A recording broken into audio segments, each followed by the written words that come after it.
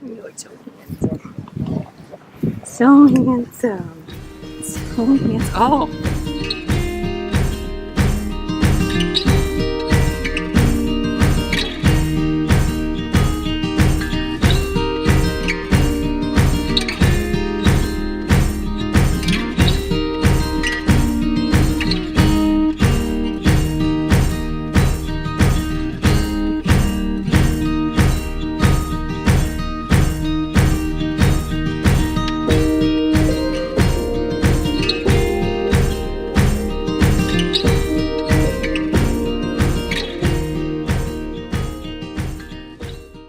This was a cattle farm.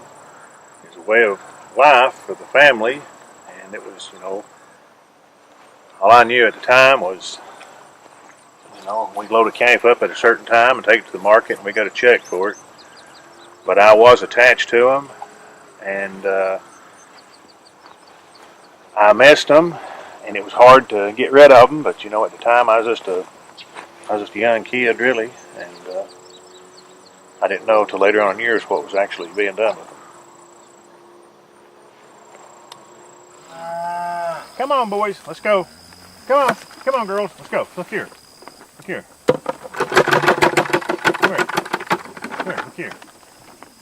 He's produced a lot of babies, and when he got old, my dad was in for selling him and for his age and stuff, and I just kept putting off, making an excuse, and then he's here till he dies. I call her his girlfriend. She's buried right over the hill. A lot of times you can find him, believe it or not. He's landing there close to the grave. And he was her. They was a couple. Strangely enough, they was a couple. And, she was old, and everything, and he was old, but they still hung together, and so he's here till he dies. And hopefully it's a long time. Take these girls' babies and sell them and just watch this over and over, some of them giving as many as 15 babies. And when he came to the conclusion that he really couldn't sell them anymore, that he'd made that connection and he was attached to them, I just jumped on that opportunity to start a sanctuary before he could change his mind.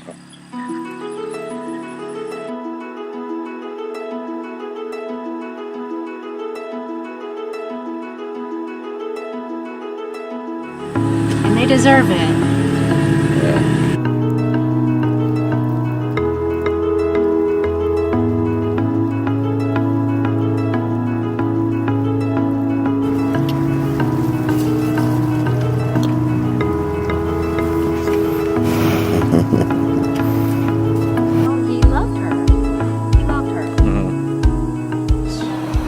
I'm Randy Gentry. I'm Rick Gentry. I'm married, and of all things, to marry a cattle farmer. I guess I thought then, I guess it was one of those things that I just probably in the back of my mind thought, well, I could change this. I didn't understand really that that's not how that works, but thought maybe I could. So it was hard, and the first time I heard a mother outside crying all night long for her baby, and I asked him, what's wrong with her? And he told me that they're crying because we've got to take their babies off tomorrow. Or he didn't call them their babies, he said, their calves are going off tomorrow. And that was when it really hit hard. It's like, wow, this is the process now. So it was hard, and I probably nagged a lot, or got in, some, why do we think this is right? Not we. Why do you guys think this is right? To make money off of animals that are just going through just misery. They have these babies. They have 10, 12, 15 babies in their lifetime, and then they go through this over and over and over and over.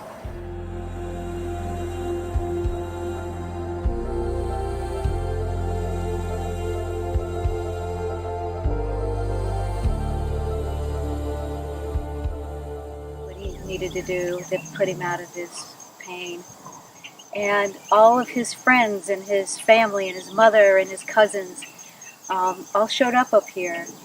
And one by one, they walked over to the little guy that had his head down on the ground in pain, and each one stopped and put his nose to him and told him goodbye. They knew that's what they were doing. They each came up one by one and told him goodbye. And the last one to come up was the bull, his dad, who looked just like him. And he walked over and held his head to him. I guess that's how cows might hug, as they put their heads on one another and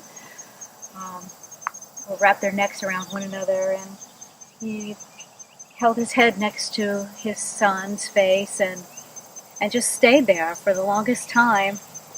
And the vet was coming, and so I had to ask the bull to move away. So I just kind of moved him, told him he needed to go now. And he just backed up and he looked down at his boy, just looked at him for a long time. And a tear fell from the little calf's eye and just rested on his cheek. And so not only did they know, but he knew. He knew he was going. And I thought, not that videoing it would have been an appropriate thing, but I think if people saw what I just witnessed, the caring and the concern and the sadness and the grief and the worry and the pain that this big bull was obviously in because he was losing his son, I think it would change hearts. It would make a difference. So I hope to share, as tough as it is, I hope to share those kind of stories with people and help them understand about the emotions of these cows, that they're not dumb animals, they're not big dumb animals, which so many people refer to them. They've got big hearts, and they love and they care and they grieve and they mourn. And the next day they all formed a group down at the foot of the hill and walked up the hill together crying and came back here to say their final goodbyes. And it's a tough thing to see, but maybe it'll help someone understand that there's more to them than Just a steak. just a steak or a hamburger or whatever.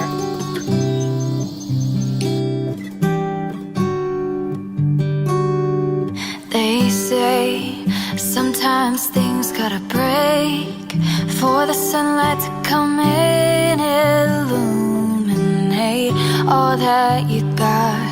You made me feel at home in a world I saw through the eyes of a girl. You color everything in.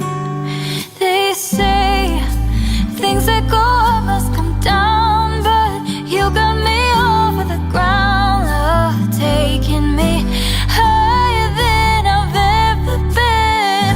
And when you're talking to me, I feel like we're the only ones, just you and me. As the world spins on, I don't need anything much, 'cause when I'm down you lift me up. Just you and me as the world spins on.